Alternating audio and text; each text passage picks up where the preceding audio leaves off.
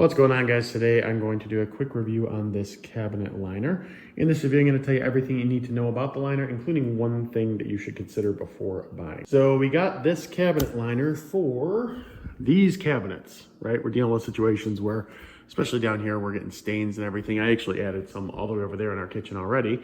But talking to these really quick, I just wanted to kind of talk about, what I like about them and everything.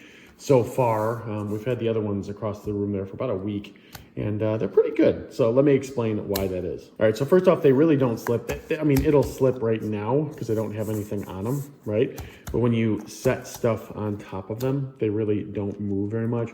As you can see, it sits down pretty well, and you can't really feel it, but there's almost, it's not like tape or anything that's that sticky, but it's almost like this side has a little bit of stick to it, right? Like not enough to where if I do this and pull up, it would damage the counter or anything, but it kind of has a little bit of a stick to it. In addition to that, you could probably see it, but you see how it has all these ridges, right?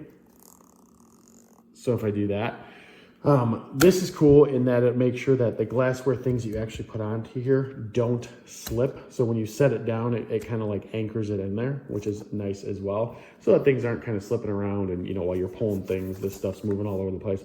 It just doesn't do that at all the way that it's designed. Another thing to note, which is a good thing, very simple to clean. It just has these crevices in here a little bit, right? So I will say when you're cleaning, you may notice sometimes that like within the little crevices, you'll get some dirt and things. I noticed that with my other cabinets that we had. Just a few things, we had to wipe them down a little bit a few times. But overall, obviously, it will, prevent, it's not like it's a really deep groove. So they don't really get stuck in there or anything like that. And the one thing to consider before buying, which I think is kind of a necessary evil, to be honest with you, you have to cut these yourself. You have to cut them to size, which can be slightly annoying, right? Just because, it's like, well, you gotta make sure you do straight cuts and everything like that.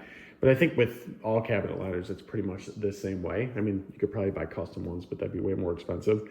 So it's a little bit annoying. I found the best way to do it is just to grab a tape measure, find the inside of your cabinet, and then just measure it out here, right? Cut it that way, and then put it into the cabinet.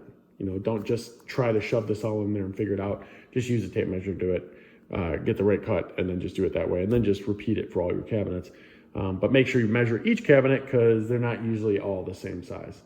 But other than that, guys, yeah, these cabinet liners are really good.